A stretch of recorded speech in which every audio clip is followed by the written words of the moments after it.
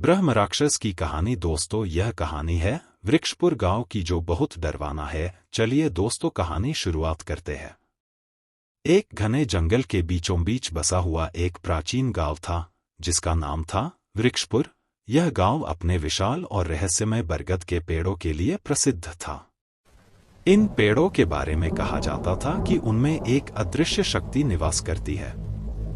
गांव के बुजुर्गों का कहना था कि यहाँ रात में कोई नहीं रुकता, क्योंकि जंगल में ब्रह्म राक्षस का निवास है। अमावस्या की रात थी। गांव के लोग जल्दी जल्दी अपने घरों में छिपने लगे थे। हवा में अजीब सी ठंडक और खौफ था। चारों ओर सन्नाटा पसरा हुआ था। इसी बीच शहर से आए हुए 4 दोस्त रोहन, नेहा, अनुज और पायल इस गांव में घूमने आए थे। उन्हें गांव की इन रहस्यमयी कहानियों में गहरी दिलचस्पी थी। रोहन ने सभी से कहा, अगर हमें सच में इस ब्रह्म राक्षस के बारे में पता करना है तो हमें रात में जंगल में जाना होगा। पायल ने डरते हुए कहा, क्या तुम पागल हो? हमें अपनी जान जोखिम में नहीं डालनी चाहिए। लेकिन नेहा और अनुज ने रोहन का साथ दिया और अंततः चारों ने तय किया कि वे रात में जंगल में जाएंगे। रात के अंधेरे में चारों दोस्त टॉर्च लेकर जंगल की ओर बढ़ने लगे। रास्ते में हर कदम के साथ पेड़ों की छायाएं डरावनी होती जा रही थी। हवा में एक अजीब सी गंध थी और चारों को ऐसा महसूस हो रहा था जैसे कोई उनका पीछा कर रहा हो। जंगल के बीचों बीच पहुंचने पर उन्हें एक पुराना और टूटा फूटा मंदिर दिखा। मंदिर के पास ही एक विशाल बरगद का पेड़ था, जिसकी जड़ों से रक्त जैसा कुछ टपक रहा था। यह क्या है? नेहा ने कांपते हुए पूछा। रोहन ने कहा, यह शायद जानवरों का खून होगा। हमें डरने की जरूरत नहीं है। लेकिन तभी एक गूंजती हुई हंसी ने चारों को स्तब्ध कर दिया। हंसी मंदिर के अंदर से आ रही थी। चारों ने एक दूसरे की ओर देखा और धीरे धीरे मंदिर के अंदर जाने का फैसला किया। मंदिर के अंदर अजीब सी नक्काशियां थीं, जिनमें इंसानों को पेड़ों से लटकते हुए दिखाया गया था। मंदिर के केंद्र में एक पुरानी मूर्ति थी, जिसके चारों ओर दिए जल रहे थे। जैसे ही रोहन ने मूर्ति को छुआ, पूरा मंदिर कांपने लगा। हवा और तेज हो गई और दियों की रोशनी अचानक बुझ गई।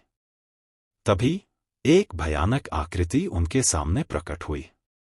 यह ब्रह्म राक्षस था, एक विशाल काले धुएं से बनी आकृति, जिसके लाल आंखें जल रही थीं। उसकी आवाज गहरी और भयानक थी। उसने कहा, कौन है जो मेरी शांति भंग करने आया है? चारों डर से कांप रहे थे। ब्रह्म राक्षस ने अपनी कहानी सुनाई।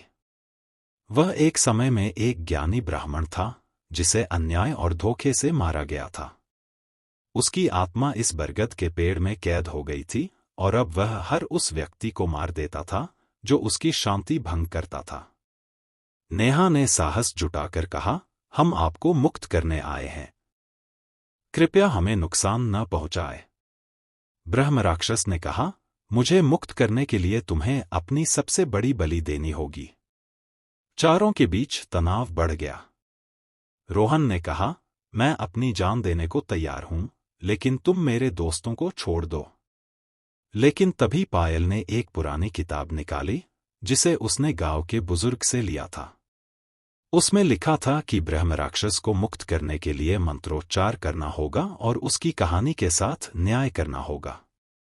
पायल ने साहसपूर्वक मंत्र पढ़ना शुरू किया।